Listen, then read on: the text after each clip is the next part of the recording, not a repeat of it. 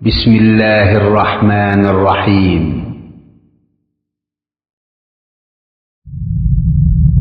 بالتعاون للدعوة والإرشاد وتوعية الجاليات بالدمام.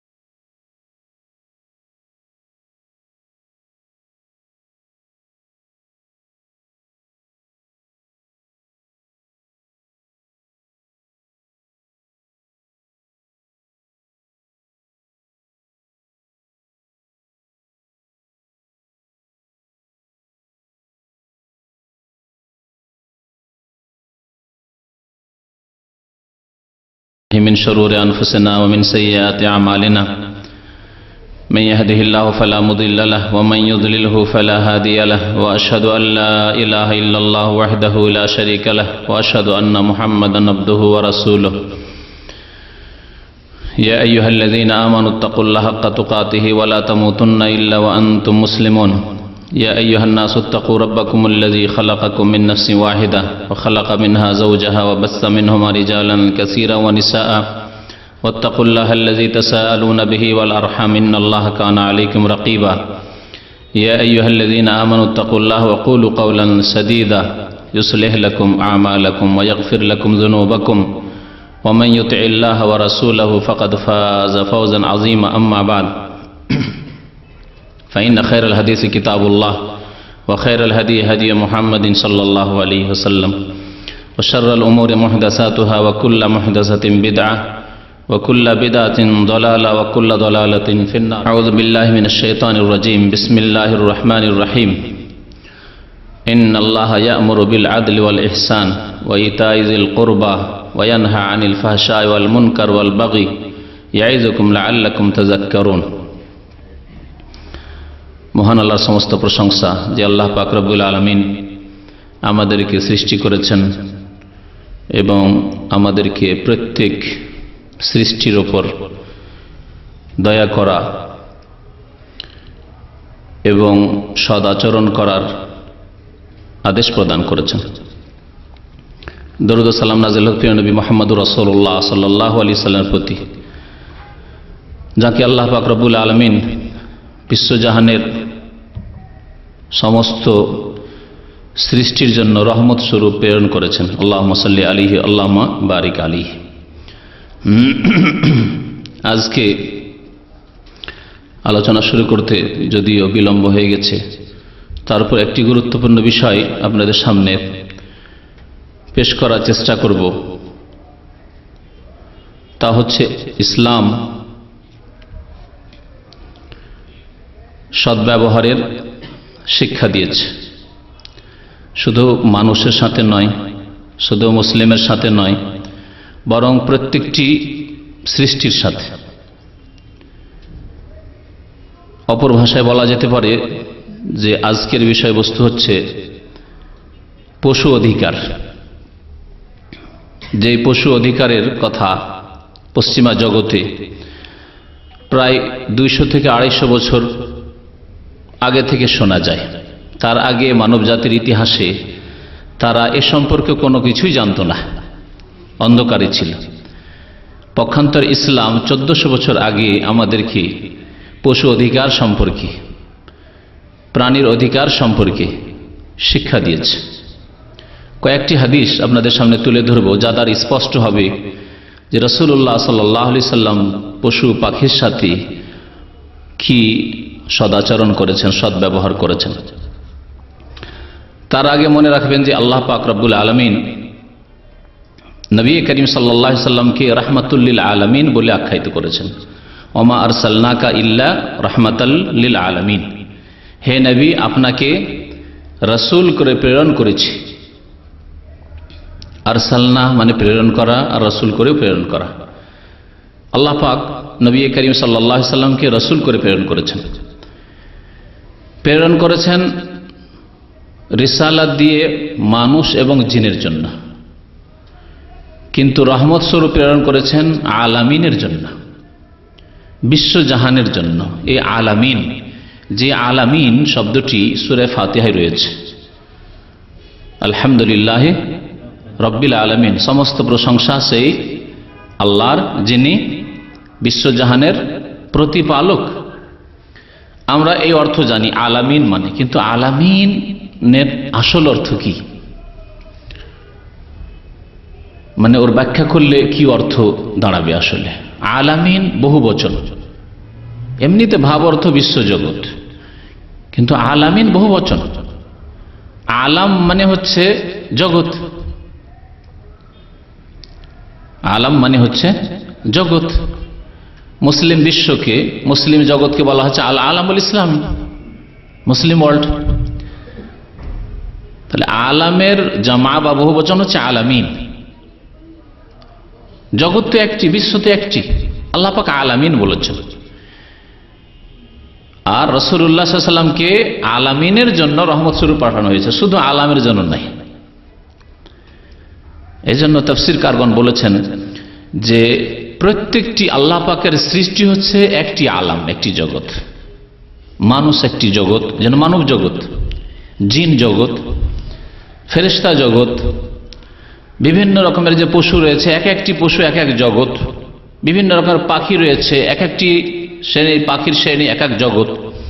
এভাবে যত কীট পতঙ্গ রয়েছে পৃথিবীতে, সব কিছুই হচ্ছে আলামিন, এক এক আলাম। তাহলে আল্লাহ পাক রাসূলুল্লাহ সাল্লাল্লাহু আলাইহি সাল্লামকে বিশ্বজাহানের জন্য,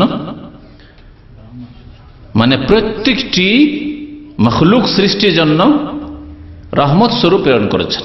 তিনি করুণা, তিনি দয়া, তিনি রহমতের আধার সারা বিশ্বের সমস্ত মখলুকাত সৃষ্টি জগতের জন্য। আল্লাহ পাক রব্বুল আলামিন এই আয়াত হচ্ছে সূরা আম্বিয়ার আয়াত নম্বর 107, সূরা নাহলের আয়াত নম্বর 90-তে ইরশাদ করেছেন, ইন্নাল্লাহা ইয়া'মুরু বিল আদলি ওয়াল ইহসান ওয়া ইতা'i যিল কুরবা।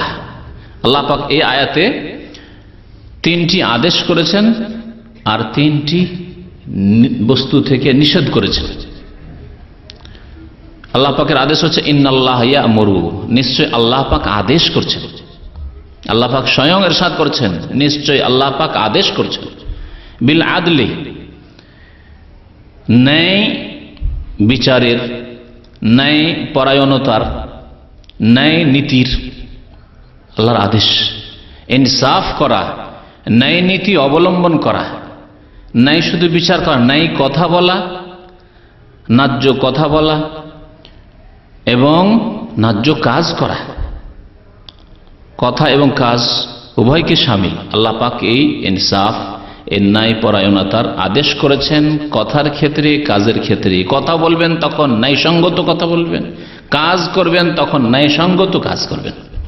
আল্লাহ পাকের এই আদেশ, একটি আদেশ আল্লাহ পাক রব্বুল আলামিনের। বিশাল অর্থ এর মধ্যে রয়েছে বিল আদল। এর সাথে আরো বলি আপনাদেরকে যে এই আয়াত প্রত্যেকটি জুমার খুতবা, ঈদের খুতবায় ভালো করে মনোযোগ দিয়ে শুনলে বুঝবেন যে আরবিতে পড়া হয়। যখন খুতবা শেষ হতে যায় তখন এই আয়াতটি সাধারণত খতিবগণ পড়ে থাকেন। ইন্নাল্লাহা ইয়া'মুরু বিল আদল ওয়াল ইহসান। আল্লাহ পাক সৎ ব্যবহারের আদেশ করেছেন। ইহসান মানে সৎ ব্যবহার করা, সদ আচরণ করা, ইহসান। যদি ইহসানের আরো ব্যাপক অর্থ রয়েছে। ইহসান মানে নিষ্ঠার সাথে কোনো কাজ করা, ইখলাসের সাথে কাজ করা, এগুলি অর্থ ইহসানের মধ্যে রয়েছে। হাসান থেকে ইহসান, ভালো ভালো আচার আচরণ করা, ভালো কথা বলা, ইহসান আল্লাহ পাক আদেশ করেছেন। ওয়া ইতা'i যিল কুরবা, এবং আত্মীয় স্বজনকে, যারা অভাবী, যাদের প্রয়োজন রয়েছে, তাদেরকে আল্লাহ পাক দেওয়ার আদেশ করেছেন। ইতা'i যিল কুরবা, বিশেষ করে আত্মীয় স্বজনদেরকে আল্লাহ পাক রব্বুল আলামিন দিতে বলেছেন। কি দেবেন? যার প্রয়োজন রয়েছে। কারো অর্থের প্রয়োজন রয়েছে, অভাব রয়েছে আর্থিক দিক থেকে, অর্থ দিয়ে সাহায্য সহযোগিতা করবেন। কারো সময়ের প্রয়োজন রয়েছে, অর্থের প্রয়োজন নেই, কিন্তু তার হয়তো বাজার করার লোক নেই, দেখাশোনার লোক নেই, তাহলে আপনাকে সময় দিয়ে সাহায্য সহযোগিতা করতে হবে। আল্লাহ পাক দিতে বলেছেন আত্মীয় স্বজনদেরকে। এই 3টি আল্লাহ পাকের আদেশ। ওয়ায়ানহা আনিল ফাহশাই ওয়াল মুনকার, আল্লাহ পাক অশ্লীলতা থেকে নিষেধ করছেন, ওয়াল মুনকার এবং অবৈধ কাজ, নাজায়েজ কাজ, মন্দ কাজ থেকে আল্লাহ পাক নিষেধ করেছেন, ওয়াল বাগি জুলম, অত্যাচার, বাড়াবাড়ি, সীমা লঙ্ঘন থেকে আল্লাহ পাক নিষেধ করছেন। ইয়াইযুকুম, আল্লাহ পাক স্বয়ং বলছেন, আল্লাহ পাক তোমাদেরকে উপদেশ দান করছেন, ওয়াজ করছেন, লাআল্লাকুম তাযাক্কারুন, যাতে করে তোমরা শিক্ষা নিতে পারো, উপদেশ গ্রহণ করতে পারো। আল্লাহ পাক তাহলে এখানে যে ইহসানের কথা বলেছেন, প্রত্যেক বস্তুর সাথে, প্রত্যেক সৃষ্টির সাথে ইহসানের কথা আল্লাহ খাস করেন যে মানুষের সাথে শুধু ইহসান করবে। ইন্নাল্লাহা ইয়ামুরু বিল আদলি ওয়াল ইহসান, এই ইহসানের আদেশ, সদাচরণ, সদ্ব্যবহার আদেশ আল্লাহ পাক রব্বুল আলামিন বহু আয়াতে করেছেন। সূরা বাকারা আয়াত নম্বর 195 তে রয়েছে, ওয়া আনফিকু ফি সাবিলিল্লাহি ওয়া লা তুলকু বিআইদিকুম ইলা তাহলুকা ওয়া আহসিনু ইন্নাল্লাহা ইউহিব্বুল মুহসিনিন। আল্লাহর রাস্তায় তোমরা ব্যয় করো এবং তোমরা নিজেকে ধ্বংসে পতিত করিও না, এবং সৎ আচরণ করো, সৎ ব্যবহার করো। ওয়া আহসিনু ইন্নাল্লাহা ইউহিব্বুল মুহসিনিন, আল্লাহ পাক সৎ কর্মশীলদেরকে, যাদের ব্যবহার ভালো তাদেরকে আল্লাহ পাক ভালোবাসেন, যারা সদাচরণকারী তাদেরকে আল্লাহ পাক রব্বুল আলামিন ভালোবাসেন। তো আল্লাহ পাক রব্বুল আলামিন এই সৎ ব্যবহারের কথা, সদাচরণের কথা আদেশ করেছেন কোরআনে কারীমের বহু আয়াতে।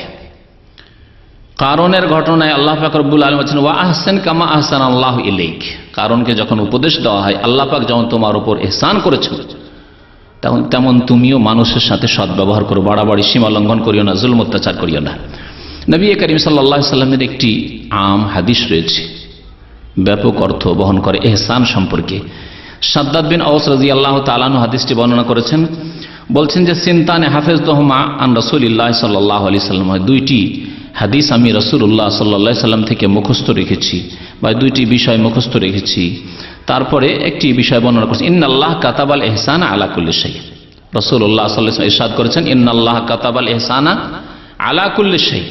আল্লাহ পাক রব্বুল আলামিন ইহসান মানে সদ্ব্যবহার, সদাচরণ প্রত্যেক বস্তুর ক্ষেত্রে ফরজ করেছেন। প্রত্যেক বস্তু সেই বলা হয়েছে, প্রত্যেক সৃষ্টি এমন পর্যন্ত বলা হয়নি, প্রত্যেক বস্তুর সাথে সদ্ব্যবহার করতে বলা হয়েছে। তারপরে নবী করিম সাল্লাল্লাহু আলাইহি সাল্লাম দু একটি বিষয়কে ব্যাখ্যা করে বোঝাচ্ছেন। ফাইজা কাতালতুম ফাআহসিনুল কিতলাতা, যখন তোমরা কোনো কিছুকে হত্যা করবে তো ফাআহসিনুল কিতলাতা, সুন্দরভাবে হত্যা করবে। হত্যাও আবার সুন্দর হয়, হত্যাও সুন্দর হয়। ফাআহসিনুল কিতলাতা, যখন হত্যা করবে তখন সুন্দরভাবে হত্যা করবে। একটা কষ্টদায়ক পশু বা কোনো প্রাণী রয়েছে, হত্যা করছেন, সাপ হত্যা করছেন, আপনি বাঘ হত্যা করছেন, আপনি যা কিছু কষ্টদায়ক হয় মানুষের জন্য, যা কষ্টদায়ক হত্যা করার আদেশ করা হয়েছে বা হুকুম দেওয়া হয়েছে। নবী করিম সাল্লাল্লাহু আলাইহি ওয়াসাল্লাম যেমন বলেছেন যে খামসু ফাওয়াসিকা, পাঁচটি নাফরমান পশু রয়েছে, ইউকতালনা ফিল হিল্ল ওয়াল হারাম, যা হত্যা করা যাবে হারাম এরিয়াতে হত্যা করা যাবে, মক্কাতুল মুকাররমায়, আর বাইরে হালাল এরিয়াতেও হত্যা করা যাবে। যেগুলি তাহলে কষ্ট দেয় বা আপনার ধন সম্পদ নষ্ট করে, সেগুলি হত্যা করা যাবে। যেমন ইঁদুর রয়েছে, এইরকমই কাকের কথা নবী সাল্লাল্লাহু আলাইহি ওয়াসাল্লাম বলেছেন, বিচ্ছুর কথা বলেছেন, সাপের কথা বলেছেন, তো এগুলি হত্যা করা যাবে। তো হত্যা করলেও ভালোভাবে হত্যা করতে হবে, কষ্ট দিয়ে নয়। কষ্ট দিয়ে মানে দীর্ঘক্ষণ বাঁচিয়ে রাখছেন আর হালকা হালকা মার দিচ্ছেন, এগুলো কষ্ট দিয়ে হত্যা করা। আর দ্রুত যাতে করে তার প্রাণ নাশ হয়ে যায় আর মারা যায়, তাহলে আরাম পেয়ে গেল। এটি হচ্ছে ফাআহসিনুল কিতলাতা, ভালোভাবে হত্যা করা। ওয়াইদা যাবাহাতুম ফাআহসিনু যিবহাতা, আর যখন তোমরা জবাই করবে, যেসব পশু আল্লাহ পাক হালাল করেছেন, পাখি হালাল করেছেন, সেগুলি জবাই করে খেতে হবে। যখন জবাই করবে তাহলে সুন্দরভাবে জবাই করবে, সুন্দরভাবে জবাই করতে হবে, তাড়াতাড়ি যাতে করে আত্মাটা বেরিয়ে যায়, আরাম পেয়ে যায়। এর ব্যাখ্যা করে নবী করিম সাল্লাল্লাহু আলাইহি ওয়াসাল্লাম বলছেন, ওয়াল ইউহিদ্দা আহাদুকুম শাফরাতাহু, সুতরাং জবাই করার সময় তোমাদের প্রত্যেকে যেন নিজ নিজ ছুরিকে ধারালো বানিয়ে নেয়, ধারালো বানিয়ে নেয়। তাহলে ধার নেই বা ধার কম আছে, ভোথা হয়ে আছে, এই রকম চাকু দিয়ে, এই রকম অস্ত্র দিয়ে আপনি জবাই করবেন, গরু জবাই করবেন না, খাসি জবাই করবেন না, মোরগ মুরগি জবাই করবেন না, তেজ করে নিতে হবে, ধারালো বানিয়ে নিতে হবে। নবী করিম সাল্লাল্লাহু আলাইহি ওয়াসাল্লাম বলেছেন ওয়াল ইউরিহ যাবিহাতাহু, এবং যেই পশুকে তুমি জবাই করছো বা পাখিকে জবাই করছো তাকে আরাম পৌঁছাবে, আরাম পৌঁছাতে বলছেন নবী করিম সাল্লাল্লাহু আলাইহি ওয়াসাল্লাম। তাহলে আল্লাহ পাক যে বলেছেন রাহমাতুল লিল আলামিন, নবী করিম সাল্লাল্লাহু বিশ্ব জাহানের জন্য রহমত স্বরূপ এসেছেন, তাহলে যেসব পশুকে আল্লাহ পাক হালাল করেছেন সেগুলির জন্য জবাইয়ের শর্ত রয়েছে, সেগুলির ক্ষেত্রেও আরাম দিয়ে জবাই করতে হবে। এ হচ্ছে ইসলামের আদেশ। নবী করিম সাল্লাল্লাহু আলাইহি ওয়াসাল্লাম রাহমাতুল লিল আলামিন ছিলেন যে এই ছোটখাটো বিষয় সেগুলিও তুলে ধরেছেন উম্মতের সামনে, সাহাবায়ে কেরামদেরকে শিক্ষা দিয়েছেন এবং তারা আমাদের পর্যন্ত পৌঁছিয়ে দিয়েছেন। নবী করিম সাল্লাল্লাহু আলাইহি ওয়াসাল্লামের থেকে বেশ কিছু এইরকম বর্ণনা আছে যে ঘটনাগুলির কথা নবী করিম সাল্লাল্লাহু আলাইহি ওয়াসাল্লাম উল্লেখ করেছেন। বিভিন্ন পশুর সাথে ভালো আচরণের জন্য তার কি পরিণাম কি হয়েছে, খারাপ আচরণের জন্য কি পরিণাম হয়েছে, এগুলি দ্বারা বোঝা যায় যে ইসলামে পশুর কি অধিকার রয়েছে। এখানে এই পশুর অধিকার সম্পর্কে এই ঘটনাগুলি উল্লেখ করার আগে একটি কথা বলবো, যদি ইসলামে পশুর এই অধিকার থাকে যে পশুর সাথেও সৎ আচরণ করতে হবে, সৎ ব্যবহার করতে হবে, ইহসান করতে হবে, তাহলে মানুষ যদি হয় সে মুসলিম হোক আর কাফের হোক, এমনকি শত্রু হোক, আল্লাহ পাক রব্বুল সূরা মায়েদার প্রথম রুকুতে ইরশাদ করেছেন ওয়ালা ইয়াজরিমান্নাকুম শানাআনু কওমিন আলা আল্লা তা'দিলু, কোন জাতির সাথে তোমার যদি শত্রুতাও থাকে, শত্রুতা আছে, তার জন্য তুমি সাবধান।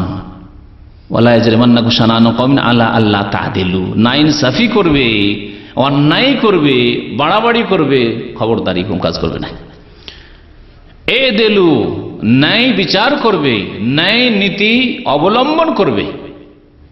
হুয়া আকরাবু লিত্তাকওয়া, কারণ ন্যায় নীতি অবলম্বন করাই হচ্ছে আল্লাহ ভীরুতার নিকটবর্তী।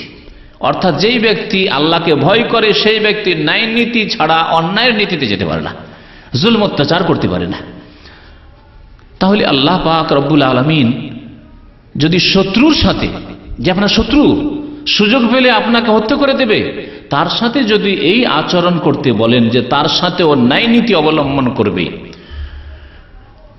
তাহলে আপনার যদি মুসলিম ভাই হয়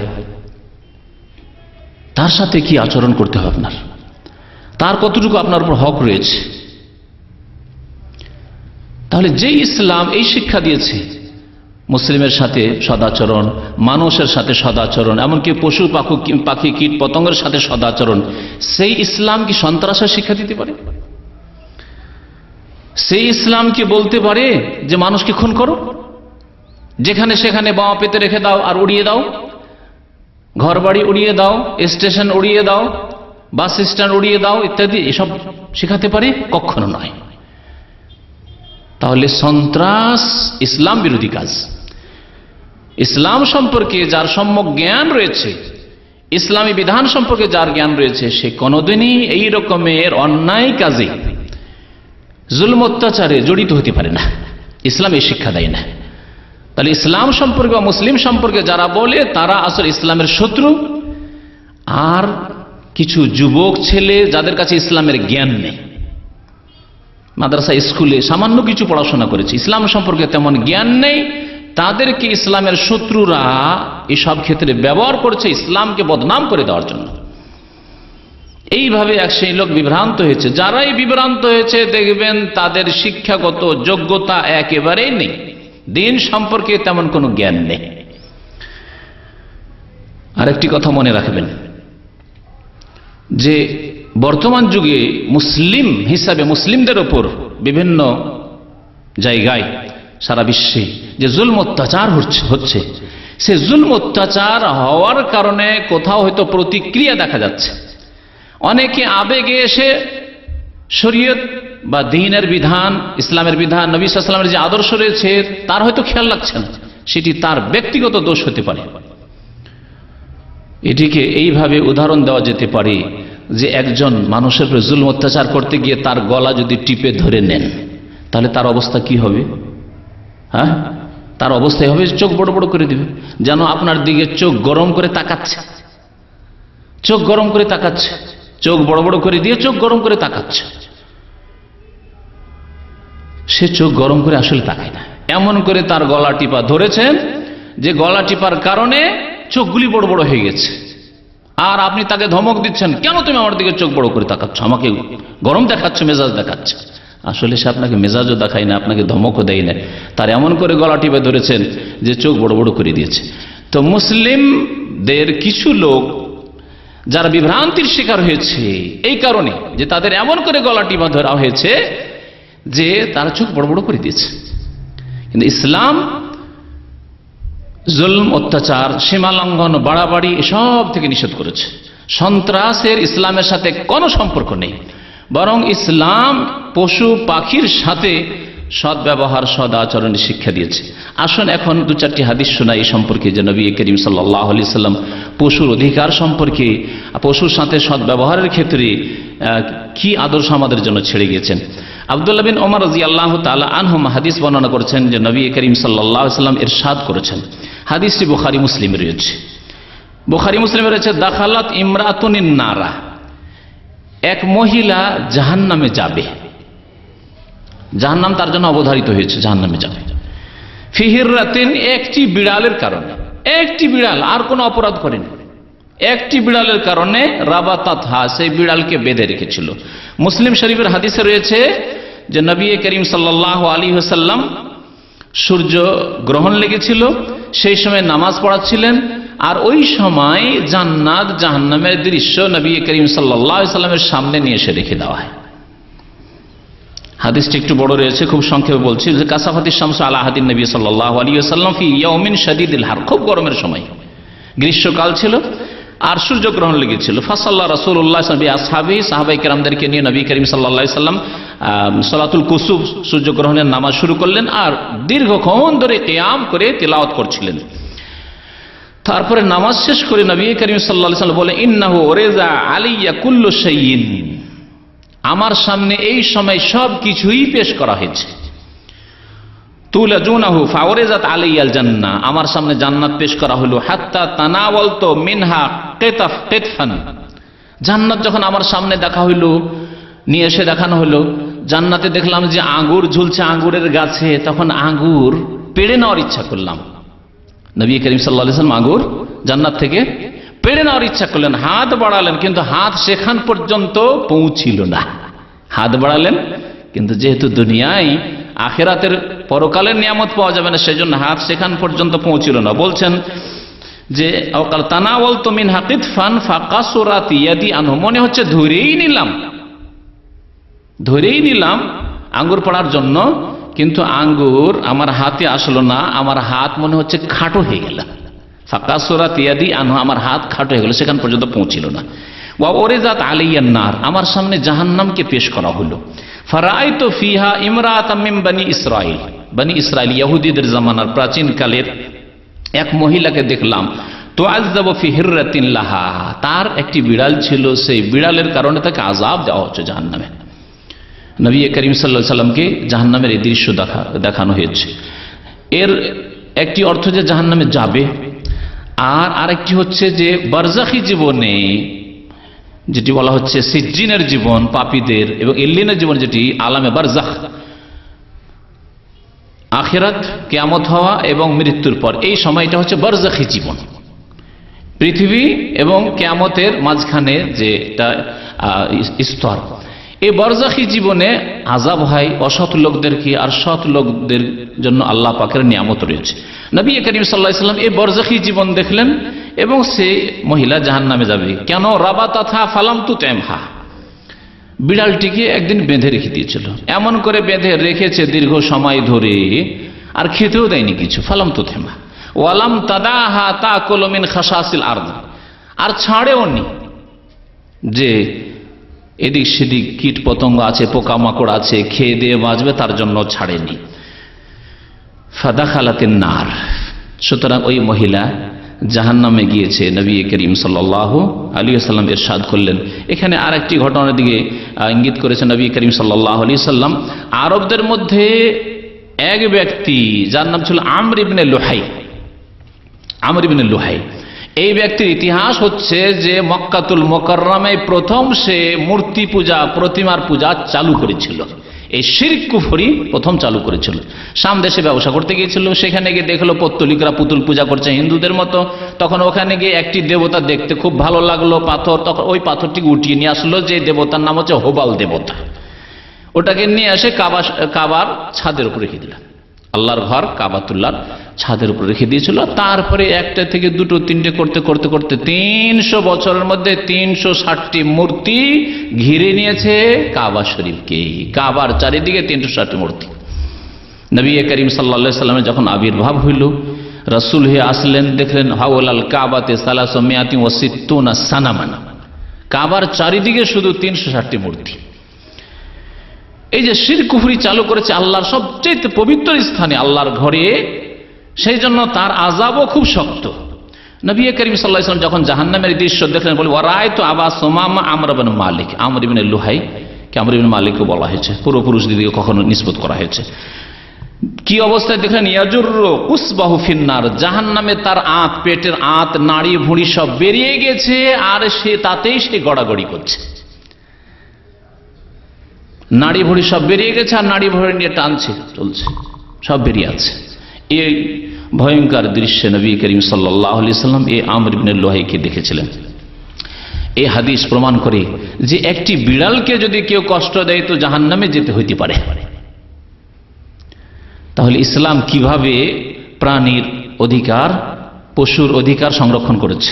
পশুর অধিকার যদি সংরক্ষণ করে, তাহলে আপনার প্রতিবেশী যদি কোনো অমুসলিম থাকে, কেউ কাফের থাকে, কেউ যদি পাপীও থাকে, তাহলে তার যে মানুষ হিসাবে যে অধিকার রয়েছে, সে অধিকার ইসলামে অধিকারের হেফাজত করা হয়েছে, অধিকারের সংরক্ষণ করা হয়েছে। আর একটি হাদিস শোনাই, একটি বিড়ালকে কষ্ট দিয়ে বা মেরে দিয়ে জাহান্নামে যেতে হলো, আর একটি কুকুরকে বাঁচিয়ে দিয়ে জান্নাতে গেল এক পাপী মহিলা। আবু হুরায়রা রাদিয়াল্লাহু তাআলা আনহু হাদিস বর্ণনা করেছেন, আন্না রাসূলুল্লাহ সাল্লাল্লাহু আলাইহি ওয়াসাল্লাম ক্বাল, রাসূলুল্লাহ সাল্লাল্লাহু আলাইহি ওয়াসাল্লাম ইরশাদ করেছেন, বাইনামা রাজুলুন ইয়ামশি বিতারিকিন ইশতাদ্দা আলাইহিল আতাশ। একবার একজন লোক, প্রাচীন যুগের ঘটনা, নবী করিম সাল্লাল্লাহু আলাইহি ওয়াসাল্লামের আগমনের অনেক আগের ঘটনা। একজন লোক রাস্তা দিয়ে চলছে, সেই সময় হঠাৎ করে পিপাসা লাগলো, খুব গরমের দিন পিপাসা লাগলো। ফাওয়াজাদা বিরান ফানাজালা ফিহা ফাশারিবা সুম্মা খারাজ। দেখলো এদিক সেদিক, দেখে একটা কূপ পেল, কূপে গিয়ে পানি নিল, পানি নিয়ে সে পানি পান করলো, আর তৃপ্তি হওয়ার পরে সেখান থেকে বেরিয়ে পড়লো। ফায়জা কালবুন ইয়ালহাসু ইয়াকুলু সারা মিনাল হাতাশ। একটু দূরে গিয়ে দেখছে যে একটি কুকুর পড়ে আছে, গড়াগড়ি করছে, আর পানি, কুকুরকে পিপাসা লেগেছে, পানি পাচ্ছে না, তখন জিহ্বা বের করে দেয়। কুকুরের স্বভাব হচ্ছে জিহ্বা বের করে দেয়। জিহ্বা বের করে দিয়ে মাটিতে মুখটা ঢুকিয়ে দিয়েছে, আর চেষ্টা করছে যে মাটি থেকে যদি পানি বেরোয় একটু রস পাওয়া যায়, এই চেষ্টা করছে কুকুর। ফাকাল আর রাজুলু, ওই ব্যক্তি মনে মনে বলল, লাকাদ বালাগা হাযাল কালবা মিনাল আতাশ মিসলাল্লাযী কানা বালাগা বি। আমি অনুভব করতে পারছি যে এই কুকুরকে ওই পিপাসায় লেগেছে, যেই পিপাসায় আমি পেরেশান হয়ে গেছিলাম। আমিও মনে মনে ভাবছিলাম যে কিছুক্ষণ পানি না পেলে আমিও শেষ হয়ে যাব, আমার প্রাণ নাশ হয়ে যাবে। ওই রকমই কষ্ট হচ্ছে এই কুকুরকে। সুতরাং করলো কি, ফানাজালাল বিরা ফামালা খুফাহু। এই হাদিসে মনে রাখবেন একজন পুরুষ লোকের কথা বলা হয়েছে, রাজুলান। আরেকটি হাদিস আসছে, সেখানে একজন মহিলার কথা বলা হয়েছে। উলামায়ে কেরাম বলেছেন যে হতে পারে দুইটি ভিন্ন ভিন্ন ঘটনা, কোনো বিচিত্র নেই যে দুইটি ভিন্ন ভিন্ন ঘটনা। আর এরও সম্ভাবনা আছে যে বর্ণনাকারী, কোনো এক বর্ণনাকারী সাহাবায়ে কেরামের পরে কোনো বর্ণনাকারীর হয়তো ভ্রম হয়ে গেছে, তাও হইতে পারে। সেই ব্যক্তি কূপের কাছে আসলো, দেখলো বালতি নেই। ফামালা খুফাহু, নিজের মোজা, চামড়ার মোজা, তখনকার যুগে চামড়ার মোজা, চামড়ার মোজা নামিয়ে দিয়ে মোজা দিয়ে পানি উঠালো। কোনো বাসনপত্র নাই যে পানি উঠাবে, মোজাতে করে পানি উঠালো। সুম্মা আমসাকাহু বিফিহি, নামতে হয়েছে কূপে। কূপে নেমে দুই হাত ধরে তো কোন রকম কূপ থেকে উঠছে, তাহলে ওই মোজা নিয়ে উঠবে কি করে? মোজাটাকে মুখে ধরলো, ফামসাকাহু বিফিহি, মুখে ধরলো সেই মোজাকে, ধরে পানি নিয়ে আসছে কুকুরের জন্য। ফাসাকাল কালবা, তারপরে কুকুরকে পানি পান করিয়ে দিল। ফাশাকার আল্লাহু লাহু ফাগাফারা লাহু, আল্লাহ পাক রব্বুল আলামিন তার এই সৎ কাজের মূল্য দান করলেন। আল্লাহ পাক শুকরিয়া করলেন, মানে আল্লাহ পাক মূল্য দান করলেন। কোরআনে কারীমের অনেক আয়াতে রয়েছে ওয়াকান আল্লাহ শাকিরান হালিমা, আল্লাহ পাকের নাম হচ্ছে শাকুর। তো আল্লাহ পাক শুকরিয়া আদায় করেন মানে কি? যেই ব্যক্তি আল্লাহ পাকের ইবাদত বন্দেগী করে, আল্লাহ পাকের আনুগত্য করে, আল্লাহর দিন মেনে চলে, তার আমলের মূল্যদান করে। ফাগাফার আল্লাহ, সুতরাং আল্লাহ পাক ওই লোকটিকে মাফ করে দিলেন, মার্জনা করে দিলেন। কালু ইয়া রাসূলুল্লাহ, সাহাবায়ে কেরামদের প্রশ্ন হলো, হে আল্লাহ রাসূল সাল্লাল্লাহু আলাইহি ওয়াসাল্লাম, ওয়া ইন্না লানা ফিল বাহাইম লা আজরান, চতুষ্পদ জন্তু, হিংস্র জন্তু, কুকুর, অন্যান্য প্রাণী রয়েছে, এগুলিতে কি আমাদের আবার নেকি আছে নাকি? সাহাবারা জিজ্ঞাসা করলেন উত্তর নেওয়ার জন্য। নবী করিম সাল্লাল্লাহু আলাইহি সাল্লাম শুধু বললেন না এই কথা যে কুকুরে নেকি আছে বা গৃহপালিত পশুতে নেকি আছে, বরং বললেন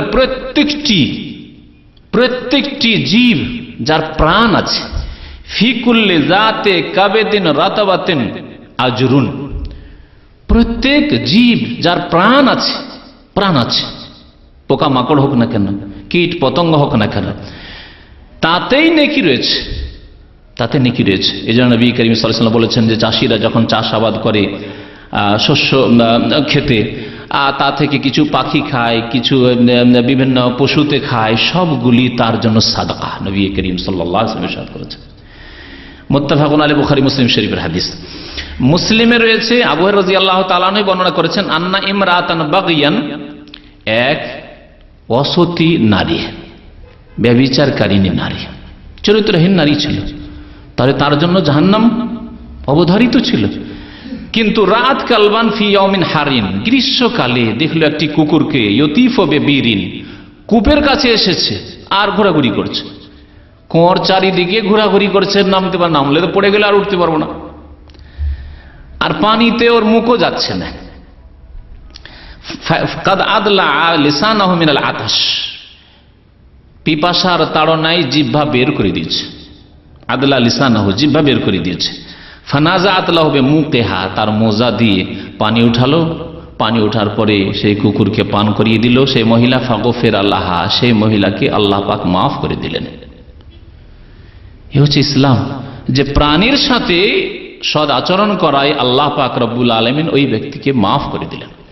কিন্তু পলিসি একরকম হইতে হবে, পলিসি একরকম হইতে হবে, দুই রকম পলিসি হলে হবে না। আজকাল পশ্চিমা জগতে পলিসি দুই রকমের। একটা বিড়ালের বাচ্চা হতে যাচ্ছে, সারা বিশ্ব প্রচার মাধ্যমগুলি খবর, হ্যাঁ অমুক জায়গায় একটা বিড়ালের বাচ্চা হচ্ছে, খুব কষ্ট হচ্ছে, সারা পৃথিবী মনে হচ্ছে একেবারে বিড়াল বাঁচাবার জন্য পেরেশান হয়ে গেছে।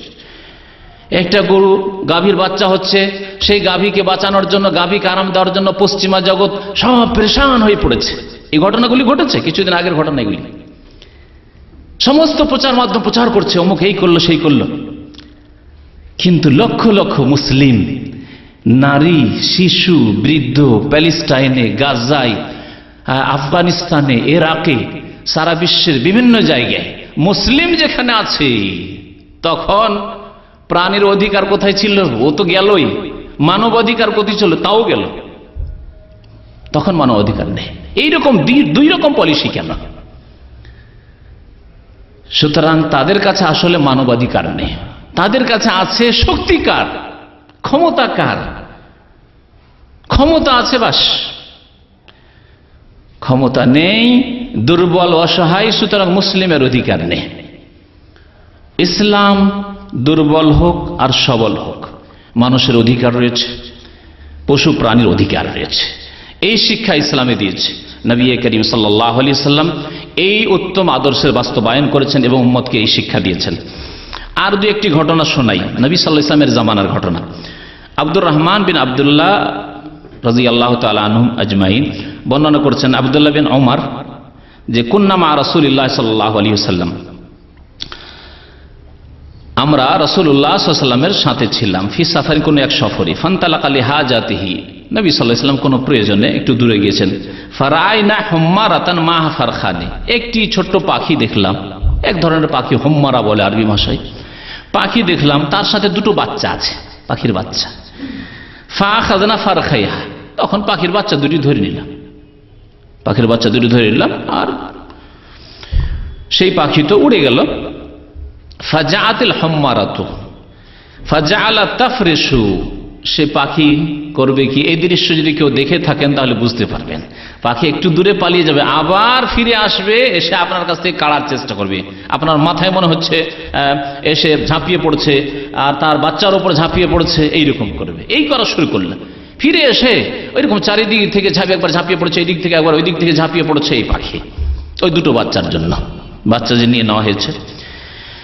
ফাজাআন নবী সাল্লাল্লাহু আলাইহি ওয়াসাল্লাম, নবী সাল্লাল্লাহু আলাইহি ওয়াসাল্লাম একটু দূরে ছিলেন, আসলেন, এসে বললেন, মান ফাজা হাযিহি বিওয়ালাদিহা। শুনুন রাহমাতুল লিল আলামিনের ভাষা। রাহমাতুল লিল আলামিন যিনি পশু পাখির সাথেও যে রহমতের আচরণ করেছেন, দয়ার আচরণ করেছেন, করুণা করেছেন, বলেন মান ফাজা হাযিহি বিওয়ালাদিহা, এই পাখিটিকে তার বাচ্চার ক্ষেত্রে কে ঘাবড়িয়েছে, কে ভয় ভীতি প্রদর্শন করেছে, কে কষ্ট দিয়েছে, কে কষ্ট দিয়েছে। রুদ্দু ওয়ালাদাহা ইলাইহা, এই পাখির বাচ্চা তোমরা তাকে ফিরিয়ে দাও, নবী করিম সাল্লাল্লাহু আলাইহি ওয়াসাল্লাম বললেন। এই একটি ঘটনা, পাখির বাচ্চা ফিরিয়ে দিতে বললেন রাসূলুল্লাহ সাল্লাল্লাহু আলাইহি ওয়াসাল্লাম রাহমাতুল লিল আলামিন। আরেকটি ঘটনা একবার দেখেন, ওয়া রাআ কারিয়াতান নামলিন কাদ হাররাকনাহা, বলেন একবার দেখলাম যে এক জায়গায় পিপিলিকার বাসা, পিপিলিকার বাসা দেখলে এত পিপিলিকা তো মারা যাবে না, আর পিপিলিকা তো কষ্ট দেবে, তো করলাম কি, জ্বালিয়ে দিলাম, পিপিলিকার বাসাকে আমরা জ্বালিয়ে দিলাম। নবী করিম সাল্লাল্লাহু আলাইহি ওয়াসাল্লাম কি বললেন, মান হাররাকা হাযিহি, এই পিপিলিকার বাসাকে কে আগুন লাগিয়ে জ্বালিয়েছে, কেন জ্বালিয়েছো তোমরা? কুলনা নাহনু, আমরা বললাম আমরাই তো জ্বালিয়েছি ইয়া রাসূলুল্লাহ। ক্বাল ইন্নাহু লা ইয়ানবাগি আন ইউআযযিবা বিন-নার ইল্লা রাব্বুন নার, আগুন দিয়ে কোন পশু প্রাণী কীট পতঙ্গ পোকা মাকড়কে আযাব দেওয়া, শাস্তি দেওয়া, হত্যা করা জায়েজ নয় কারোর জন্য, ইল্লা রাব্বুন নার, যিনি আগুনের রব, আগুনের সৃষ্টিকর্তা রব্বুল আলামিন যিনি আল্লাহ পাক, তিনি ছাড়া আর কারোর জন্য জায়েজ নয়। খবরদার আগুন দিয়ে জ্বালাবে না। আমাদের সমাজে ওই আপনার সাজনার গাছে পোকা হয়, দেখেছেন তো না? অধিকাংশ মানুষ এই পোকাকে কি করে, আগুন দিয়ে জ্বালায়। আচ্ছা, আগুন দিয়ে কোনো কিছুকে জ্বালানো জায়েজ নয়, নবী করিম সাল্লাল্লাহু আলাইহি ওয়াসাল্লাম ইরশাদ করলেন। আর একটি হাদিস শুনুন, এটাও প্রাচীন যুগের ঘটনা, আবু হুরায়রা রাদিয়াল্লাহু তাআলা আনহু বর্ণনা করেছেন, আবু দাউদের হাদিস ছিল আগেরটি। রাসূলুল্লাহ সাল্লাল্লাহু আলাইহি ওয়াসাল্লাম ইরশাদ করেছেন, নাযালা নাবিয়্যুন মিনাল আমবিয়া তাহতা শাজারাতিন, কোন এক নবী, সেই নবীর নাম উল্লেখ করা হয়নি, কোন এক নবী এক গাছের নিচে অবস্থান করলেন আরাম বিশ্রামের জন্য। ফালাদাগাথু নামলা, বিশ্রাম করছেন, ওই সময় একটি পিপিলিকা এসে তাকে দংশন করেছে। ফামারা বিজাহাজিহি ফাউখরিজা মিন তাহতিহা, ওই যে পিপিলিকার বাসা ছিল, দংশন করেছে একটি পিপিলিকায়, বাসা ছিল, পুরো বাসাটাকে এদিক সেদিক বিক্ষিপ্ত করে দেওয়ার আদেশ করলেন ওই নবী। সুম্মা আমারা বিবাইতিহা ফাউহরিকা বিন-নার, তারপরে আগুন লাগিয়ে দিতে বললেন, তারপরে আগুন লাগিয়ে দিতে বললেন সেই নবী, আগের যুগের নবী আলাইহিস সালাতু ওয়াস সালাম। ফাআউহাল্লাহু ইলাইহি, আল্লাহ পাক ওহী করলেন তাকে, ওই নবীকে ওহী করলেন, ফাহাল্লা নামলাতান ওয়াহিদা, ওহী কি করলেন, ফাহাল্লা নামলাতান ওয়াহিদা, তোমাকে দংশন করেছিল একটি পিপিলিকায়, একটি পিপিলিকাকে তুমি মারতে, সেই পিপিলিকাকে মারতে যেটি তোমাকে কষ্ট দিয়েছিল, পুরো পিপিলিকার বাসাকে আগুন দিয়ে কেন জ্বালিয়ে দিলে তুমি? আল্লাহু আকবার। ফাহাল্লা নামলাতান ওয়াহিদা, মুত্তাফাকুন আলাইহি, বুখারী মুসলিমের হাদিস, মুসনাদ আহমদের হাদিস রয়েছে। ইসলাম এই শিক্ষা দিয়েছে যে একটি পিপিলিকা কষ্ট দিলে আপনি পিপিলিকার বাসা, পুরো বাসাকে আপনি একেবারে ধ্বংস করে দিলেন, জ্বালিয়ে দিলেন, কেন এই কাজ করলেন? নবীকে আল্লাহ পাক রব্বুল আলামিন সতর্ক করছেন, সাবধান করছেন। আর একটি হাদিস দিয়ে শেষ করছি, হাদিসটি বাইহাকিতে রয়েছে এবং মুসলিম শরীফের সংক্ষেপে রয়েছে, প্রথম দিকে রয়েছে। আব্দুল্লাহ বিন জাফর রাদিয়াল্লাহু তাআলা আনহু বর্ণনা করছেন, আরদাফানি রাসূলুল্লাহ সাল্লাল্লাহু আলাইহি ওয়াসাল্লাম যাতা ইয়াউমিন খালফাহু, একদিন রাসূলুল্লাহ সাল্লাল্লাহু আলাইহি ওয়াসাল্লাম তার উটের পেছনে আমাকে সওয়ার করলেন। জাফর বিন আবি তালিব, জাফর তাইয়ার শহীদ হয়ে গিয়েছিলেন, তার ছোট ছোট বাচ্চারা ছিল, নবী খুব আদর করতেন তাদেরকে, ইয়েতিম ছেলেদেরকে উটের পেছনে চাপাতেন। আজকাল কি এমন আছে যে সাইকেলের পেছনে, যদি ওই রকম বিশিষ্ট ব্যক্তি হয়, ডাক্তার, ইঞ্জিনিয়ার, সাইকেলের পেছনে একজনকে উঠাবে, আর তাও যদি শিশু হয়, বালক হয়, অথবা সাধারণ মানুষ হয়, নবী করিম সাল্লাল্লাহু আলাইহি ওয়াসাল্লাম নিজের উটের পিঠে উঠাতেন। এই ছিল নবী সাল্লাল্লাহু আলাইহি ওয়াসাল্লাম নমনীয়তা, খাকসারি, তাওয়াদু। ফাআসারা ইলাইয়া হাদিসান লা উহাদ্দিসু বিহি আদান মিনান নাস, আমার সাথে চুপি সুরে কিছু কথা বললেন যা আমি বর্ণনা করতে চাই না। ওয়া কানা আহাব্বা মাস্তাতারা বিহি রাসূলুল্লাহ সাল্লাল্লাহু আলাইহি ওয়াসাল্লাম লিহাজাতি হাদাফুন আও হায়েশু নাখলিন ইয়ানি হায়াতান। রাসূলুল্লাহ সাল্লাল্লাহু আলাইহি ওয়াসাল্লাম যখন কাজায়ে হাজাতে যেতেন পেশাব পায়খানার জন্য, তখন আড় করতেন। আড় কি দিয়ে? কোনো উঁচু জায়গায় দেখতেন, জায়গা দেখে আড় করে বসতেন, অথবা দেখতেন কোথাও দেয়াল আছে, দেয়ালের আড় করে বসতেন যাতে করে পর্দা হয়। খেজুরের গাছ আছে, খেজুর গাছের আড়ে গিয়ে বসতেন, এইরকম ভাবে কাজায়ে হাজাতে বসতেন। ফাদাখালা হায়াতান লিরাজুলি মিনাল আনসার, আনসারীদের এক বাগানে, খেজুর বাগানে প্রবেশ করলেন। ফাইজা ফিহে জামালুন, সেখানে গিয়ে দেখেন যে একটি উট আছে, উট। ফালাম্মা রাআন নবী সাল্লাল্লাহু আলাইহি ওয়াসাল্লাম জারাফাত আইনাহু, যখন সেই উটটি নবী করিম সাল্লাল্লাহু আলাইহি সাল্লামকে দেখলো, তখন উট কান্না শুরু করলো। সুবহানাল্লাহ, উটে কান্না শুরু করলো। ফালাম্মা রাআন নবী সাল্লাল্লাহু আলাইহি ওয়াসাল্লাম জারাফাত আইনাহু, নবী করিম সাল্লাল্লাহু আলাইহি সাল্লামকে দেখে উটে কান্না শুরু করেছে। নবী করিম সাল্লাল্লাহু আলাইহি সাল্লাম প্রথম কথা ওহী তার উপর হয়েছে, ওহীর দ্বারা বুঝছেন। তারপরে অবস্থা দেখছেন যে উটে কান্না করছে। কাল ফাতাহু নবী সাল্লাল্লাহু আলাইহি ওয়াসাল্লাম ফামাসাহ সারাতাহু ইলা সানামি ওয়া জিফরাইহি ফাসাকানা। তারপরে রাসূলুল্লাহ সাল্লাল্লাহু আলাইহি ওয়াসাল্লাম উটের কান্না দেখে কাছে আসলেন। আসার পর রাহমাতুল্লিল আলামিন গায়ে হাত বুলালেন, পুরো গায়ে হাত বুলালেন। বলছেন যে চূড়া থেকে শুরু করে পাছা পর্যন্ত সেই উটের গায়ে হাত ফিরালেন নবী করিম সাল্লাল্লাহু আলাইহি ওয়াসাল্লাম, হাতে মোবারক। ফাসাকানা, তখন শান্ত হয়ে গেল, কান্না বন্ধ হয়ে গেল। উট কান্না করলে একটু আওয়াজ করে, কান্না বন্ধ হয়ে গেল। তারপরে নবী করিম সাল্লাল্লাহু আলাইহি ওয়াসাল্লাম জিজ্ঞাসা করেন, মান রাব্বু হাযাল জামাল, এই উটের মালিক কে? এই উটের মালিক কে? লিমান হাযাল জামাল, এই উট কার? কাল ফাজা ফাতা মিনাল আনসার, কেউ বলছে না, তার মধ্যে একজন যুবক, আনসারী যুবক এসে বলছেন যে হুয়া লি ইয়া রাসূলুল্লাহ, এই উটটি আমার, আমার উট। ফাকালা রাসূলুল্লাহ সাল্লাল্লাহু আলাইহি ওয়াসাল্লাম, ইরশাদ করলেন, আলা তাত্তাকিল্লাহ ফি হাযিহিল বাহিমাতে, আল্লাহকে ভয় করো না এই চতুষ্পদ জন্তু সম্পর্কে? চতুষ্পদ জন্তুর উপর জুলুম অত্যাচার করার ক্ষেত্রে আল্লাহকে ভয় করো না? আল্লাহকে যদি ভয় করতে হয় চতুষ্পদ জন্তুর ক্ষেত্রে, তাহলে কোন মানুষের ক্ষেত্রে কত ভয় করা উচিত, কোন মুসলিমের ক্ষেত্রে কত ভয় করা উচিত। আজকে বাংলাদেশে যে বড় বড় অফিসারদেরকে, বড় বড় আর্মির অফিসারদেরকে যে জবাই করে দেওয়া হইল, এটি কি মানুষের কাজ? পাশবিক চরিত্র। ইসলাম এই শিক্ষা দেয় না। যদি কেউ শোষণ হয়, কারো শোষণ হয়, কেউ যদি শোষিত হয়, কারো উপর জুলম অত্যাচার হয়, তাহলে নবী করিম সাল্লাল্লাহু আলাইহি ওয়াসাল্লাম যা শিখিয়েছেন তা হচ্ছে আল্লাহর কাছে তোমার হকের জন্য দোয়া করো যে আল্লাহ আমার হক আমার কাছে ফিরিয়ে দাও। এবং তোমাদের যদি নেতৃস্থানীয় ব্যক্তি থাকে যার কাছে ন্যায় বিচারের আশা করতে পারো, তাহলে তাকে বলো যে আমাদের জন্য ন্যায় বিচার করা হোক, সুবিচার করা হোক, ন্যায্য অধিকার আমাদের দেওয়া হোক। কিন্তু আইন কানুন হাতে নেবেন আর জুলম অত্যাচারে লাফ দিয়ে পড়বেন আর এই রকমের অশান্তি সৃষ্টি করবেন, ইসলাম এগুলিকে হারাম করে।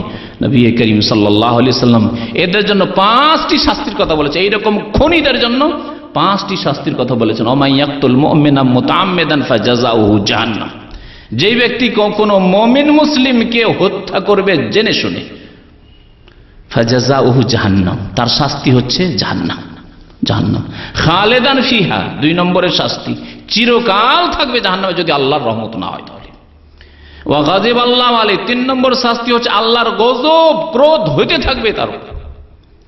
ওয়া লান, আল্লাহর অভিসম্পদ হইতে আল্লাহর রহমত থেকে বঞ্চিত, লানত হওয়া মানে আল্লাহর রহমত থেকে বঞ্চিত থাকবে। 5 নম্বরের শাস্তি আল্লাহ পাক বলছেন কোরআনুল কারীমে, ওয়া আ'আদ্দা লাহু আযাবান আযীমা, তার জন্য মহা শাস্তি আল্লাহ পাক তৈরি করে রেখেছেন। সুতরাং এইরকম খুনি, এই রকমের পশু চরিত্রের মানুষদের জন্য আল্লাহ পাক রব্বুল, যারা মানুষকে খুন করে, যারা মুসলিমকে খুন করে, তাদের জন্য 5টি শাস্তির কথা আল্লাহ পাক কোরআনুল কারীমে উল্লেখ করেছেন। নবী করিম সাল্লাল্লাহু আলাইহি ওয়াসাল্লাম বললেন, আলা তাত্তাকিল্লাহ ফি হাযিহিল বাহিমাতে, এই পশুগুলি সম্পর্কে তোমরা আল্লাহকে ভয়, তুমি আল্লাহকে ভয় করো না। আল্লাতী মাল্লাকাকাল্লাহু ইয়াহা, আল্লাহ তোমাকে এর মালিক বানিয়েছেন, আল্লাহই মালিক বানিয়েছেন। যদি আল্লাহ তোমাকে এই উটের মালিক না বানাতেন তাহলে তুমি মালিক হতে পারতে না।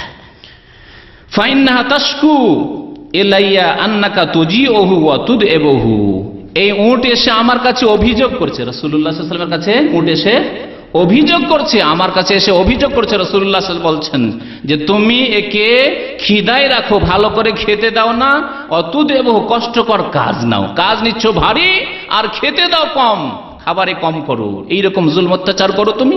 আলা তাত্তাকিল্লাহ ফি হাযিহিল বাহিমাতি, রাসূলুল্লাহ সাল্লাল্লাহু আলাইহি ওয়াসাল্লামের কত সুন্দর কথা, স্বর্ণ অক্ষর দিয়ে লিখার মতো কথা, রাসূলুল্লাহ সাল্লাল্লাহু আলাইহি ওয়াসাল্লামের কথা, কোরআনুল কারীমের কথার পরে সবচেয়ে উত্তম কথা, এতে কোনো সন্দেহ নেই। এইরকম আদর্শ কি কোন বিধানে রয়েছে ইসলাম ছাড়া?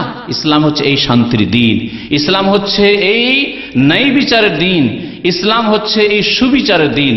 আল্লাহ পাক রব্বুল আলামিন যারা আমাদেরকে বুঝার তৌফিক দান করেন এবং আমল করার তৌফিক দান করেন, আল্লাহ পাক আমাদেরকে একে অপরের হক সম্পর্কে সচেতন হওয়ার জন্য তৌফিক দান করেন, আমাদের মুসলিম ভাই বোনদের হক আদায় করার জন্য যথাযথ তৌফিক দান করেন, মানুষ হিসেবে মানুষের হক আল্লাহ পাক আমাদেরকে আদায় করার জন্য তৌফিক দান করেন, যার যে হক আমাদের উপর রয়েছে আল্লাহ পাক যেন সুন্দরভাবে সুষ্ঠুভাবে আদায় করার তৌফিক দান করেন।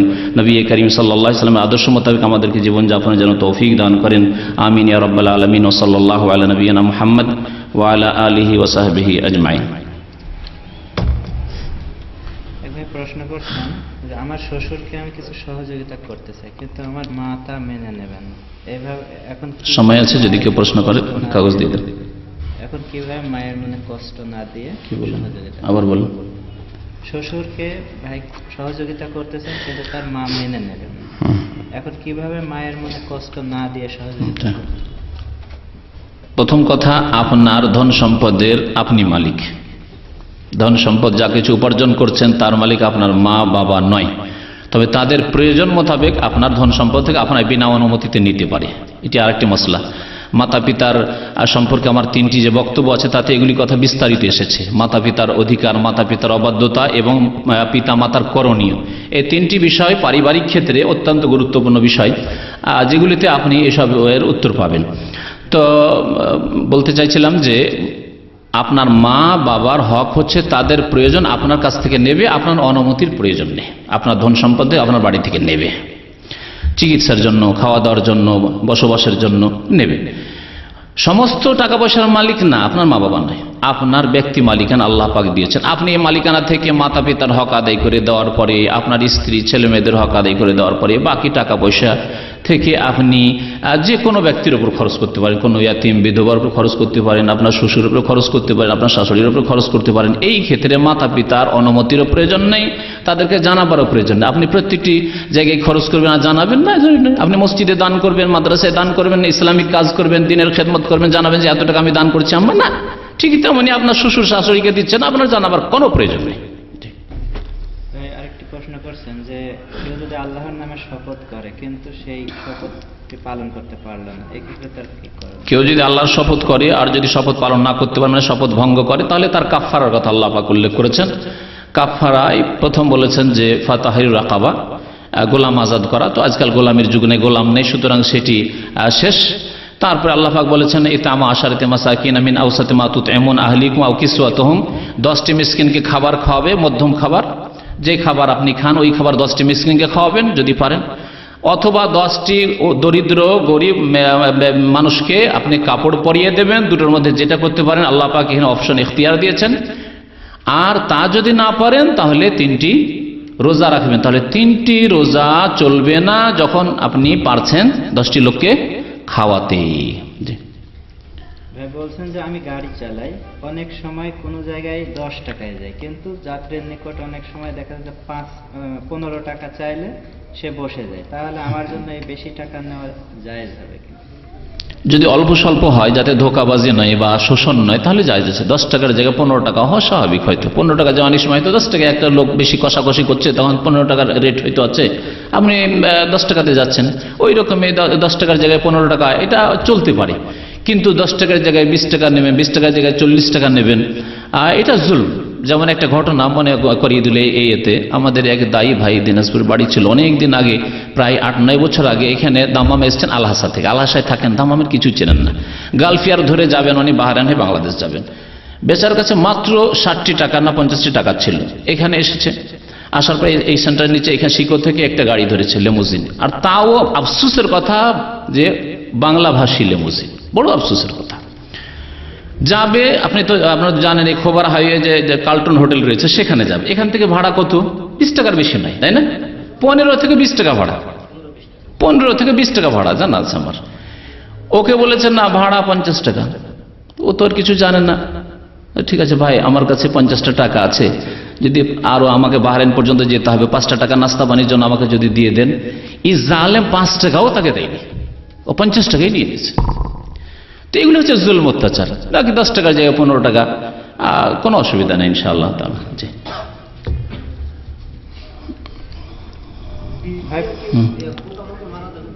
জি মারা যাবে যদি কষ্ট দেয়, তাহলে কষ্ট দেয়। আর যেখানে আপনার কষ্ট হয় না, মাঠে ঘাটে আছে থাক। পোকামাকড় বিষ দিয়ে আপনার বাড়িতে বা বাড়ির উঠানে যেখানে উঠা বসা করছেন সেখানে আপনার কষ্ট দিচ্ছে, তাহলে মারবেন। আর যদি কষ্টদায়ক জীবজন্তু মারা যাবে। আর যদি কষ্ট না হয়, এমন জায়গা আছে যে আপনার কোন রকমের কষ্ট দেয় না, তাহলে মারা যাবে না। এক ভাই বলছেন যে ডিএক্সএন বিজনেস জায়েজ। ডিএক্সএনের বিজনেস আমার এতদিন পর্যন্ত যা জানা আছে তা জায়েজ নয়, আল্লাহু আলাম। জি, এক ধরনের জুয়া, তারপরে তাতে রয়েছে মানে অস্পষ্টতা ইত্যাদি বিভিন্ন কারণ রয়েছে। আমার মনে হয় তাহরিক পত্রিকাতে এইরকম একটা জবাব এসেছে, একজন ফটোকপি করে আজকে দিল আমাদের এক ভাই। তো ওইটা হয়তো ফটোকপি করে আপনাদেরকে দেওয়া যেতে পারে, জায়েজ নয়। কথাই ডিএকশনের ব্যবসা, এই এক মানে চালাকি এর সাথে, চাতুরতার সাথে এই জুয়ার ব্যবসা, জুয়া সুদ এসব মিলিয়ে ব্যবসা, জায়েজ নয়। আমরা আল্লাহু আকবার বলে পশু জবাই করি, এতে কি হবে না অন্য কিছু আরো জবাই? বিসমিল্লাহ, আল্লাহু আকবার তো বলা সুন্নত। এর আগে কুরবানির মাসলা মাসাইল আলোচনা করতে গিয়ে জিলহজ মাসে বলেছে যে বিসমিল্লাহ বলা ফরজ আর আল্লাহু আকবার বলা সুন্নত। হ্যাঁ, ওয়ালা তাকুরু মিম্মা লাম ইউজকার ইসমুল্লাহ আলাইহি, ইসমুল্লাহ আল্লাহর নাম উচ্চারণ করতে বলা আছে, তাহলে বিসমিল্লাহ বলতে হবে, বিসমিল্লাহ আল্লাহু আকবার এইভাবে বলতে হবে। বলছেন যে গর্ভবতী হওয়ার পর বাচ্চা নষ্ট করে দেওয়া আর জন্ম নিয়ন্ত্রণ পদ্ধতি ব্যবহার করা একই রকমের। জন্ম নিয়ন্ত্রণ সম্পর্কে গত বছরের বা তার আগের বছর একটা আলোচনা আছে, গুরুত্বপূর্ণ বিভিন্ন দিক নিয়ে আলোচনা করা হয়েছে। সেটা আশা করি শুনবেন, যদি বিস্তারিত শুনতে হয়, জানতে হয়, তাহলে জন্ম নিয়ন্ত্রণ বা এইভাবে বাচ্চা নষ্ট করা সবগুলি মাসলা মাসাইল তাতে আলোচনা হয়েছে, 1-1.5 ঘন্টার বক্তব্য আছে, শুনবেন। আর গর্ভধারণ করে নেওয়ার পরে যে কোনো অবস্থায় হোক বাচ্চা নষ্ট করা জায়েজ নাই, সে আত্মা আসুক আর না আসুক, 120 দিন হোক আর নাই হোক, গর্ভধারণ করে নেওয়ার পরে বাচ্চা নষ্ট করা হারাম, হারাম। এক ভাই ইন্টারনেটের টেলিফোন সম্পর্কে শুধুমাত্র বিশেষজ্ঞ স্পেশালিস্ট মুসলিম ডাক্তার যদি বলে যে এই বাচ্চা পেটে থাকলে মায়ের প্রাণ নাশ হবে, তাহলে এই ক্ষেত্রে ওলামারা ফুকাহারা বলেছেন যে মায়ের প্রাণ হচ্ছে চোখের সামনে, যে প্রাণ আছে দেখতে পাচ্ছি, কিন্তু পেটে যে বাচ্চা আছে এই বাচ্চার প্রাণ হচ্ছে সম্ভাব্য, মানে হইতেও পারে আবার নাও হইতে পারে। তাহলে একটা হচ্ছে সম্ভাব্য আর একটা হচ্ছে দেখতে পাচ্ছি যে চাক্ষুষী মহিলা আছে জীবন্ত, তাহলে এই জীবন্তর জীবন বাঁচানোর জন্য, জীবন রক্ষা করার জন্য তখন বাচ্চা নষ্ট করা যেতে পারে একটি অবস্থায়, শুধু মায়ের প্রাণ বাঁচানোর জন্য। আর যদি ডাক্তার বলেন না মায়ের কোনো অসুবিধা নেই, মায়ের প্রাণও বাঁচবে, এও বাঁচবে, তাহলে কোনো মতেই কোনো অবস্থাতেই জায়েজ নয়। কষ্ট হইলেও, ঘন বাচ্চা হইলেও, 1 বছর পরেও হয়ে যাচ্ছে বাচ্চা, কোনো অসুবিধা নেই। আল্লাহ পাক রব্বুল আলমিনের কাছে দোয়া করেন, তৌফিক দেবেন আল্লাহ পাক রব্বুল আলমিন। ফাতেমা রাদিয়াল্লাহু তাআলা আনহাকে যে তরিকা শিখিয়েছেন নবী করিম সাল্লাল্লাহু আলাইহি ওয়াসাল্লাম, যখন হাত ফুলে যাচ্ছিল ওই আটা পিসের চাকিতে, তখন কি শিখিয়েছিলেন? রাত্রে ঘুমাবার সময় সুবহানাল্লাহ 33 বার পড়ো, আলহামদুলিল্লাহ 33 বার পড়ো, আর 34 বার আল্লাহু আকবার পড়ো। এই আমল করেন শরীরে, নবী সাল্লাল্লাহু আলাইহি ওয়াসাল্লাম বলেছেন তোমার খাদেমের প্রয়োজন হবে না। আর সত্যি মানুষের মনোবল আসল বল, কিন্তু মনে যদি বল থাকে যে আমি এটা করে নিতে পারবো, সব করতে পারবেন। আর যদি মনে হয় যে আমার 3টে বাচ্চা হয়ে গেছে, আমার খাদেমা ছাড়া, কাজের মেয়ে ছাড়া চলবে না, তাহলে চলবে না। এই জন্য মনের বল সবচেয়ে বড় বল। যার মনোবল ভেঙে গেছে, সব ভেঙে গেছে, সব শেষ হয়ে গেছে। আর আল্লাহ পাক রব্বুল ঈমানী শক্তির সাথে মনের শক্তি, শারীরিক শক্তি, সব শক্তি দেবেন যদি এই সুন্নত মোতাবেক আমল করেন, নিয়মিত আমলে পরিণত করেন। পুরুষ হন আর নারী হন, 33 বার সুবহানাল্লাহ পড়েন, 33 বার আলহামদুলিল্লাহ, 34 বার আল্লাহু আকবার পড়ে ঘুমান আপনি। এক রুমে 2 দিন একটি বিড়াল বন্ধ ছিল। পরের দিন আমি বিড়ালের কান্না শুনতে দরজা খুলে দিই। তখন বিড়ালটি বাইরে হওয়ার সময় দরজায় মাথা ধাক্কা খায়। তারপর বিড়ালটি দৌড় দেয়, রাস্তার মাঝখানে গিয়ে গাড়ির সাথে ধাক্কা লেগে মারা যায় ওখানে। এ ব্যাপারে আমার কোনো কিছু। একটি বিড়াল বলছে 2 দিন বন্ধ ছিল ঘরে, তারপরে আমি দরজা খুললে বেরিয়ে যাই, আর তারপরে রাস্তায় ধাক্কা খেয়ে মারা যায়। রাস্তায় ধাক্কা খেয়ে মারা গেল, তাতে আপনার কোনো দোষ নেই, সেটা আপনার এখতিয়ারে নয়। কিন্তু বিড়ালকে যে দরজা বন্ধ করে রেখেছে সে যদি জেনে শুনে বন্ধ করে রাখে তাহলে গুনাহগার। আর যদি অজান্তে মানে অনিচ্ছাকৃত বন্ধ থেকে গেছে, কখন দেখেনি, দরজা বন্ধ করে চলে গেছে, তাহলে আল্লাহর কাছে মাপ চাও। রব্বানা লা তুআখিযনা ইন নাসিনা ওয়া আখতানা। আল্লাহ পাক বলেছেন যে অনিচ্ছাকৃত কেউ ভুল করে আল্লাহ পাক মাফ করবেন। তার অপরাধ ভুল হইলেও সেই ভুল হালকা ভুল, আল্লাহ তুমি পাকড়াও করিও না, ধরিও না। ইন্না সিনা, যদি আমরা ভুলে যাই, ভুলে গেছেন, জানেন যে বিড়াল ছিল কিন্তু দরজা বন্ধ করার সময় ভুলে গেছেন, আও আখতানা, অথবা ভুল করে দিয়েছেন, 2 ক্ষেত্রে আল্লাহ পাক এই দোয়া শিখিয়েছেন। সুতরাং এইরকম হইলে ইনশাআল্লাহ কোনো গুনাহ নাই, বা গুনাহ হইলেও আল্লাহ পাক মাফ করবেন। আর ইচ্ছাকৃত যদি করে থাকেন তো বড় গুনাহ করেছেন, তাহলে তওবা করেন। এইরকম ইচ্ছা করে বন্ধ করে কষ্ট দেবেন না। জি। মোবাইল ইন্টারনেটে টেলিফোন করা সম্পর্কে। মোবাইল ইন্টারনেটে মানে মোবাইলে ইন্টারনেট লাগিয়ে টেলিফোন করা, এই ক্ষেত্রে এত বেশি প্রশ্ন আসে, এই জন্য এর উত্তর আজকাল আমি দেওয়া শুরু করেছি যে সৌদি সরকার যদি অনুমতি দেয় তাহলে করুন, আর যদি অনুমতি না দেয় তাহলে করিয়েন না। কারণ আমি দাম্মাম জেলে বক্তব্য করতে গিয়ে অন্তত মনে হয় 20-30 জন বাংলাদেশি যারা শুধু ইন্টারনেটের কেসে, অন্য কোনো অপরাধ ছিল না, 20-30 জন আছে। 100-র মধ্যে 100 বেশি হবে হয়তো, বড় যেটা সেন্ট্রাল জেল তাতে। তো তার মধ্যে 20-30 জন সবগুলি ইন্টারনেট কেস। তাহলে আপনাকে কেমন করে জায়েজ করো আপনার জন্য, যেটা আপনার জন্য ক্ষতিকর। আল্লাহ বলছেন ওয়ালা তুলকু বিআইদিকুম ইলা তাহলুকা, একটু আগে আয়াত পাঠ করো, তোমরা নিজেকে ধ্বংস পতিত করিও না। আপনাকে এমন কাজ করতে বলো যেটাতে কালকে জেলে যেতে হইতে পারে, কেন ওই কাজ করবেন আপনি?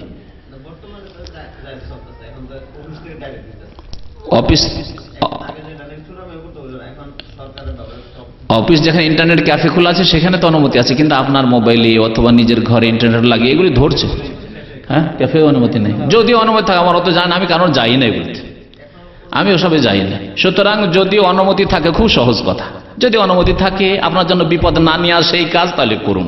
আর যদি বিপদের আশঙ্কা থাকলে জায়েজ না। সরকার নিষেধ করছে, মুসলিম সরকার, সুতরাং এই নিষেধাজ্ঞা মেনে চলতে। আল্লাহ পাক উলিল আমরের মানে নেতার আনুগত্য করতে বলেছেন। জি। একবার বলছেন যে আমি আগে বিড়াল সাপ মেরেছি অনেক বেশি, এবং বিড়ালকে অনেক সময় পানিতেও ফেলে মেরেছে। এখন বিড়াল মারা জায়েজ নাই, বিড়াল মারা জায়েজ না। আল্লাহর কাছে তওবা করেন, সমস্ত গুনার সংশোধন আছে, সংশোধন হচ্ছে আল্লাহর কাছে গুনার মাপ চাওয়া।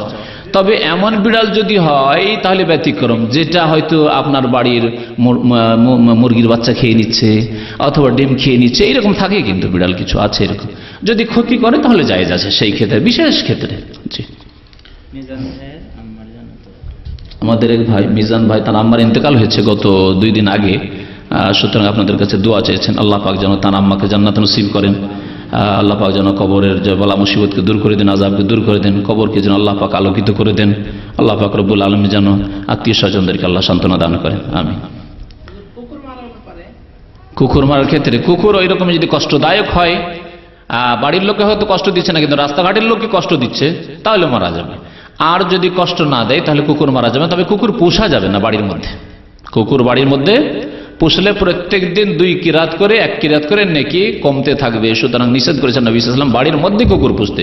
বাড়ির বাইরে কুকুর পুষতে হবে, বাড়ির বাইরে, মাঠে ঘাটে, রাস্তাঘাটে, বাইরে, এবং সেই কুকুর যেন রাস্তাঘাটের পথিকদেরকে বা যারা পথে চলছে তাদের কষ্ট না দেয়। হয়তো গ্রামের লোকে কষ্ট দেয় না, রাত দিন দেখছে, কিন্তু একটা মুসাফির লোক এসছে বা ঢিলা ঢালা লেবাস নিয়ে, এই জুব্বা নিয়ে যদি দেশে চলে তাহলে ওর উপরে ঝাঁপিয়ে পড়বে, কারণ তাকে দেখে ও লাগছে, মানে নতুন লাগছে। তো এইরকম কষ্টদায়ক হলে কুকুর এরকম পোষা যাবে না। কুকুর পোষার শরীয়তে রয়েছে কুকুর 2 রকম। একটা ট্রেন কুকুর, যেটা মুআল্লাম, এই ট্রেন কুকুর পোষা নবী সাল্লাল্লাহু আলাইহি ওয়াসাল্লাম সাহাবায়ে কেরামের জামানায় ছিল। ট্রেন কুকুর পুষতে পারবেন। আর তার লক্ষণ হচ্ছে 3টি।